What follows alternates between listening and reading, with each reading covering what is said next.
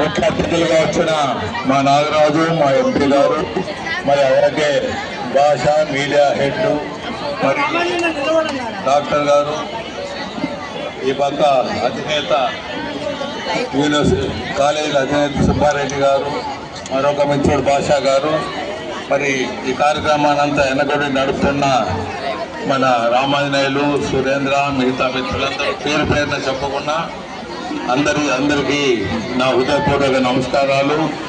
మిత్రులారా, Olympic games కు ఒక ప్రత్యేకత ఉన్నది. తీశారు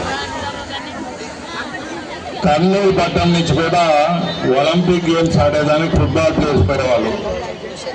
చాలా మంది ఇక్కడ ఫుట్బాల్ ఆడేకి వెళ్ళిన వారు రిటైర్డ్ అయిపోయి చాలా నిరుపేదలుగా ఉండిపోయారు.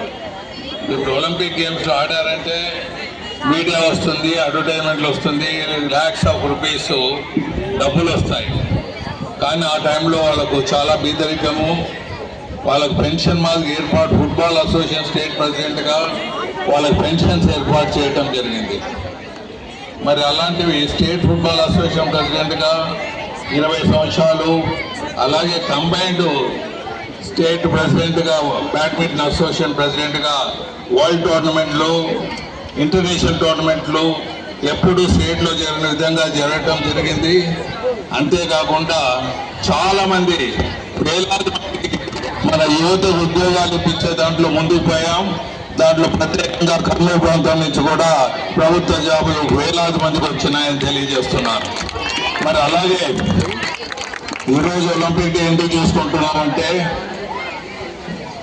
బీసీ సెంచరీ గ్రీస్లో 776 ఇయర్లో, అంటే బీసీ సెంచరీ అంటే 2000 సంవత్సరాల వెనక, దగ్గర 2500 సంవత్సరాల క్రితం ఈ గ్రీస్లో ఈ ఒలింపిక్ గేమ్స్ మొదలైనాయి.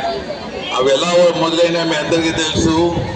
ఇప్పుడు మనం జాతరలో అమ్మవారి దగ్గర కండక్ట్ చేస్తుంటారు కుస్తీ పందాలు, లేకపోతే రన్నింగ్ రేస్లు, ఇలాంటివి మనం ఇప్పటికీ మనం చేస్తున్నట్టు పండుగ. అలాగే గ్రీస్లో ఒక పండుగ పూట వాతావరణంలో ఇటువంటి మొదలు కావటం జరిగింది. కాలక్రమేణా అది నిలబడిపోవటం, తర్వాత 1986 అనుకుంటాను మరి ఒలింపిక్స్ ఏథెన్స్లో ప్రారంభించారు. అది అప్పటి నుంచి ఇప్పటి వరకు ప్రతి 4 సంవత్సరాలుగా ఇటువంటి క్రీడలు జరుగుతూనే ఉన్నాయి. ముఖ్యంగా కర్నూలులో కూడా మోర్ దెన్ 3.5 డికేడ్ 30-40 సంవత్సరాలుగా ప్రతి సంవత్సరం ఇటువంటి కార్యక్రమాన్ని చేస్తున్నాం, జయప్రదం చేస్తున్నాము. ఒలింపిక్ అసోసియేషన్ క్రీడల్లో ఎక్కడ పోటీలు ఉండరాదు, అందరూ మెలిసి పోటీలో ఒక గ్రౌండ్ వరకే ఉండాలని మీ అందరికీ అభ్యర్థిస్తున్నారు. ఒలింపిక్ అసోసియేషన్ వారు కూడా అలాగే ఆ పోటీ అనేది ఎలక్షన్స్ వరకు ఉండాలి. మళ్ళీ అందరూ మెలిసి ముందుకు పోతేనే బాగుంటుందని సభాముఖంగా తెలియజేస్తూ, ఈరోజు ఇంకా కార్యక్రమాలు ఉన్నాయి. మనకు కల్చరల్ ప్రోగ్రామ్ ఉన్నాయి. కల్చరల్ ప్రోగ్రామ్స్ అయినాక మరి పెద్దలు మాట్లాడతారని తెలియజేస్తున్నాను.